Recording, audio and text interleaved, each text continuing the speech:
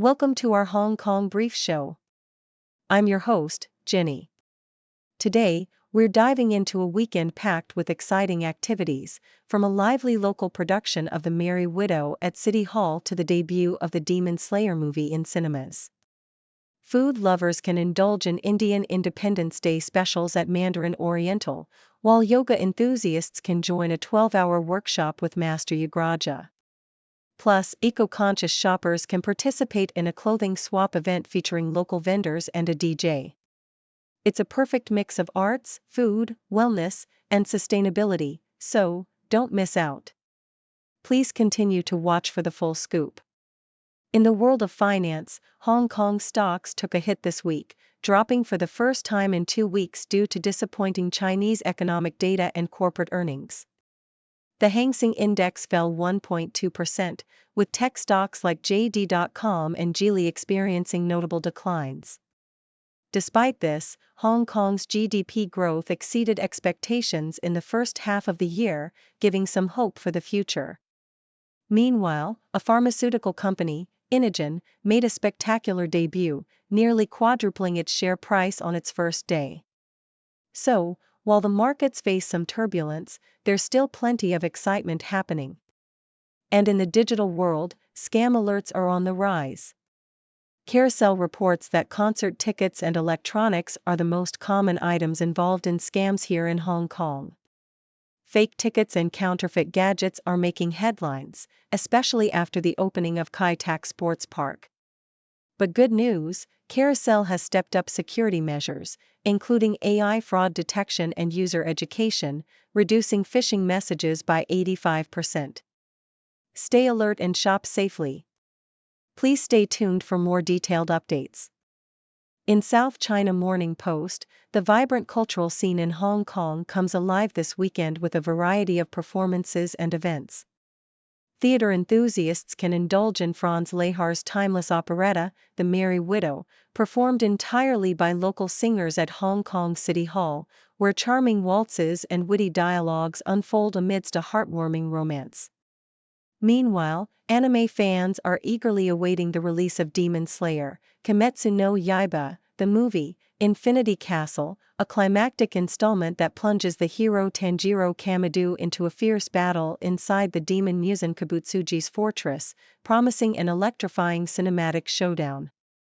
For those seeking spiritual harmony, Yoga Ground offers an intense 12-hour workshop led by Master Yograja, blending traditional Indian yoga with modern techniques to enhance body, mind, and soul through targeted sessions on shoulders, hips, back bends, and inversions.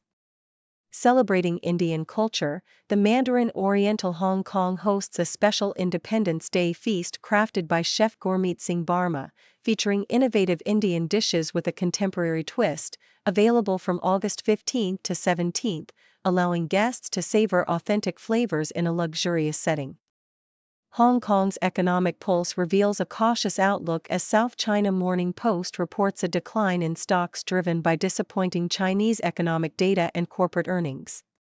The Hang Seng Index fell sharply by 1.2%, reflecting investor concern over sluggish industrial output, retail sales, and property prices that continue to decline despite the nation's export strength. Notably, JD.com and Geely Automobile experienced significant drops amid falling profits, while the Guangzhou Innogen Pharmaceutical Group soared 188% on its debut, highlighting the contrasting fortunes within the market. Economists suggest that despite a slowdown, Hong Kong's GDP growth remains above target, prompting policymakers to adopt a wait-and-see approach before implementing further support measures. Across Asia, markets showed mixed results, with Japan's Nikkei and Australia's S&P ASX edging higher, contrasting with South Korea's stable trading. Meanwhile, Carousel's efforts to combat online scams in Hong Kong reveal a concerning rise in fraud involving concert tickets and electronics, with scammers exploiting the vibrant entertainment scene and digital platforms. The platform's recent technological enhancements, including AI detection and secure transaction features, have successfully reduced phishing incidents by 85%, yet the city remains vigilant against ongoing cyber threats. South China Morning Post highlights the opening of Richard Mill's second-hand boutique, Value of Time, in Hong Kong's Pacific Place, a sanctuary for collectors and enthusiasts eager to acquire rare and limited edition timepieces. The boutique offers a sophisticated environment, staffed by Richard Mill-trained experts, and features a dedicated tourbillon room that provides service levels comparable to the brand's Swiss manufacture. Among the coveted pieces available are the unique blue quartz TPT RM003V2 tourbillon dual time zone, a limited edition of 10 that features a carbon nanofiber baseplate, and the RM026 tourbillon serpent, with 2 ruby sapphires slithering across the movement. The boutique ensures buyers peace of mind with meticulous evaluation, authentication, and restoration by in-house watchmakers, complemented by warranties and premium packaging, making it a premier destination for discerning collectors seeking exclusivity and craftsmanship. Henry Jacques captures the essence of summer with his Les Croisières fragrances, a collection designed to evoke the relaxed, sun-drenched days of the season. These lighter, more playful versions of the house's Les Classiques range come in generous 75 ml bottles, perfect for casual, all-day wear, from poolside lounging to yacht deck lounging. Inspired by the quintessential scents of summer, white flowers, citrus, and sea breezes, each fragrance, like the powdery musk oil gardenia or the lively oud with its white florals and mirabelle plum, embodies a different mood, from tranquil mornings to adventurous mornings. For evening, the collection offers sophisticated options such as Ambrose, reminiscent of moonlit waters with its blend of mint, rose, and amber, and number 11 de Sasha, an alluring citrus floral scent ideal for elegant nights at the marina. These fragrances serve as olfactory companions, enveloping wearers in the warm, carefree spirit of summer, whether they seek relaxation or a touch of glamour. Innogen's debut on the Hong Kong Stock Exchange has been nothing short of spectacular, with shares soaring nearly fourfold on their first trading day. The Guangzhou-based pharmaceutical company, specializing in drugs for diabetes and metabolic diseases, attracted intense investor interest amid a booming biotech sector. Its stock opened at 72 Hong Kong dollars, vastly surpassing the IPO price of 18 Hong Kong dollars and 68 cents, buoyed by rising valuations and robust performance of Chinese biotech firms. The company raised 683 million Hong Kong dollars, with strong demand driven by unmet clinical needs and promising growth prospects, especially in the treatment of obesity and type 2 diabetes. The success was further amplified by recent gains of other biotech IPOs and the relaxed listing rules under Chapter 18A, which allowed Innogen to capitalize on oversubscription without increasing retail share allocations. This debut underscores the sector's high growth potential, as Chinese biotech firms continue to gain international recognition and forge strategic partnerships, fueling optimism about the future of innovative pharmaceutical development in Hong Kong and beyond.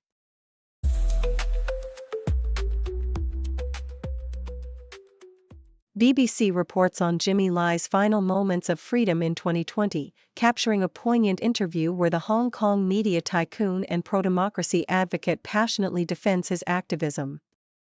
Just hours before his arrest under Beijing's sweeping national security law, Lai expressed unwavering resolve, highlighting his commitment to democracy amidst an increasingly oppressive environment.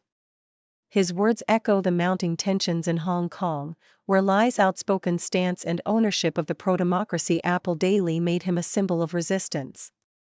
Since then, Lai has faced years of solitary confinement, with his health deteriorating under harsh conditions, illustrating the brutal crackdown on dissent by Chinese authorities and the high stakes of his trial, which remains a focal point of international concern. South China Morning Post explores Hong Kong's battle against mosquito-borne diseases like chikungunya, emphasizing the limitations of weaponizing mosquitoes as a control strategy. Experts point to Singapore's successful use of Wolbachia-infected mosquitoes to drastically reduce disease-carrying populations, contrasting it with Hong Kong's current measures, such as larvicides and surveillance, that have proven effective without ecological risks. the idea of releasing genetically modified or non-blood-feeding elephant mosquitoes is met with skepticism due to high costs, uncertain efficacy, and the ecological challenges posed by climate change. Instead, specialists advocate for strengthening existing monitoring systems and deploying advanced data collection to manage mosquito populations more sustainably, underscoring the importance of adaptive, science-based approaches over unproven biological weapons. The Globe and Mail highlights the international political efforts to secure Jimmy Lai's release, with U.S. President Donald Trump publicly pledging to intervene on Lai's behalf. Trump's remarks reveal a strategic intersection of human rights advocacy and diplomatic negotiations, as he claims to have raised Lai's case with Chinese officials amid ongoing trade talks. Lai's Canadian connections, his mother's nationality, and his ownership of businesses in Canada add layers to the geopolitical debate, with advocates urging Canada and other Western nations to take a firmer stance. Meanwhile, Lai remains imprisoned under dire conditions, facing charges of collusion with foreign entities and orchestrating protests, which many see as politically motivated. Calls for his honorary Canadian citizenship and international pressure reflect a broader struggle to challenge Beijing's crackdown on dissent and defend Lai's rights, positioning his case as a symbol of the fight for democracy and free speech worldwide.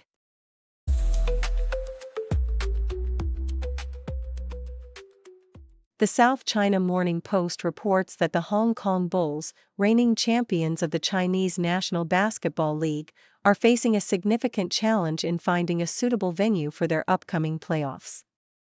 The Southern Stadium in Wan Chai, their traditional home, was deemed inadequate by the Chinese Basketball Association due to safety standards, specifically the insufficient space between the stands and the walls, which falls short of FIBA's minimum requirement of 2 meters of unobstructed space. The team has been actively seeking alternative venues, with options like the Hong Kong Coliseum already ruled out due to booking constraints and the new Kai Tak Arena being too small for major competitions, though it could host NBL matches. The team's home games are crucial, especially with their impressive 13-match winning streak, and they are working closely with local authorities and sports bodies to secure a venue for their playoff matches, hoping to keep the games within Hong Kong and avoid having to play behind closed doors or across borders. Meanwhile, the South China Morning Post also highlights the festive culinary tradition of mooncakes ahead of the Mid-Autumn Festival, which falls on October 6 this year. Hong Kong's luxury hotels are offering a delectable array of mooncakes, each with unique flavors and artistic packaging, catering to the city's rich tradition of sharing these pastries among family and friends. Shangri-La's Kowloon Shangri-La features halal and vegetarian options, including durian varieties with snow skin, while the Mira offers mooncakes with innovative flavors like pistachio, coffee, and sea salt lemon curd. The Peninsula's Spring Moon serves traditional custard mooncakes, and the Mandarin Oriental presents mooncakes that transform into festive lanterns, adding a modern twist to the celebration. Other hotels like Eton HK, JW Marriott, and Four Seasons also showcase their special offerings, with early bird discounts and gift sets, emphasizing the importance of this festival as a symbol of prosperity and gratitude, and a time for sharing and celebration in Hong Kong's vibrant culinary scene. In a different vein, the South China Morning Post explores Zoe Kravitz's distinctive fashion sense, which masterfully blends sporty and formal elements. Kravitz has been celebrated for her daring and eclectic style, often pairing athletic pieces like high-waisted gym shorts and t-shirts with high-fashion accessories such as Manolo Blahnik heels and Saint Laurent bags. Her appearance at her father Lenny Kravitz's Hollywood Walk of Fame induction showcased her ability to combine a turquoise swimsuit with a draped pencil skirt and sophisticated accessories, exemplifying her signature informal-formal mix. To emulate her look, fashion enthusiasts can opt for pieces from brands like Balenciaga, Loewe, and Christian Louboutin, combining casual swimwear or sporty items with elegant shoes and jewelry. Kravitz's style embodies a fearless approach to fashion, inspiring others to experiment with blending contrasting styles to create a look that is both edgy and refined.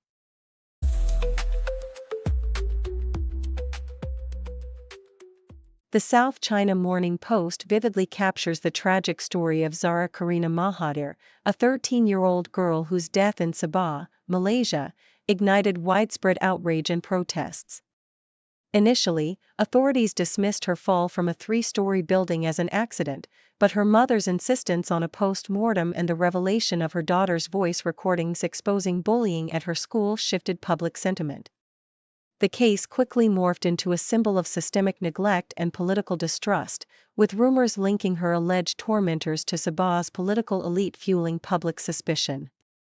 The protests and social media frenzy underscored a collective demand for justice, but also revealed the deep-rooted distrust in the state's ability and willingness to address issues transparently, especially amidst looming elections. The tragedy has become a mirror reflecting broader societal frustrations, with many questioning whether political motives overshadow genuine pursuit of justice for Zara. The Globe and Mail highlights President Donald Trump's controversial pledge to intervene in the case of Jimmy Lai, a Hong Kong media magnate detained under Beijing's national security law. Lai, a vocal critic of China's crackdown on dissent, faces life imprisonment, with his health deteriorating under harsh prison conditions. Trump's promise to save Lai, despite the potential diplomatic repercussions with Xi Jinping, underscores his willingness to challenge China's authority and advocate for human rights, even if it complicates U.S.-China relations. Lai's case has gained international attention, especially with calls from his Canadian lawyer for him to obtain citizenship, emphasizing the intersection of human rights, geopolitics, and personal advocacy.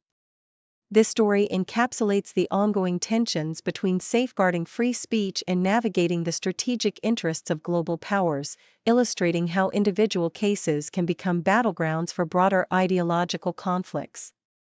South China Morning Post also explores the emerging landscape of U.S.-China trade relations under Trump's administration, notably through a groundbreaking revenue-sharing deal involving AMD and Nvidia. This deal, allowing these American chip companies to export certain advanced products to China in exchange for a portion of the sales revenue going back to the U.S. government, signals a shift towards a pay-to-play approach that blurs the lines between trade and national security concerns. Analysts warn that this model could set a dangerous precedent, incentivizing the U.S. to prioritize revenue over security and potentially complicate future exports of critical technology.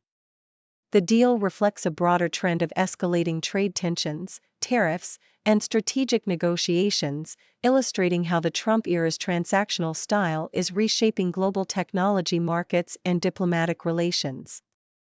Experts express concern that such revenue-sharing arrangements might undermine long-standing security policies, heralding a new, uncertain chapter in international trade where economic interests and national security are increasingly intertwined.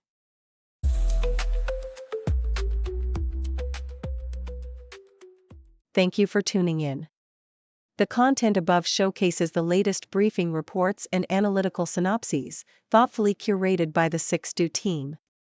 These insights stem from a wide array of reputable media outlets, think tanks, government sources, and specialized experts worldwide. We encourage you to explore these sources for a comprehensive perspective. Keep in mind that while the content may not always align with the official standpoint of 6Do Brief, it's not meant to be taken as absolute directives for decision-making. Comprising seasoned media professionals, learned scholars, and accomplished scientists, the 6Do team embodies a trailblazing, fully independent media entity. To customize 6Do Brief to meet your professional needs, you have the option to subscribe to a diverse array of briefings on our website, 6dobrief.com. Regardless of your location, you can conveniently receive 6Do Brief via email.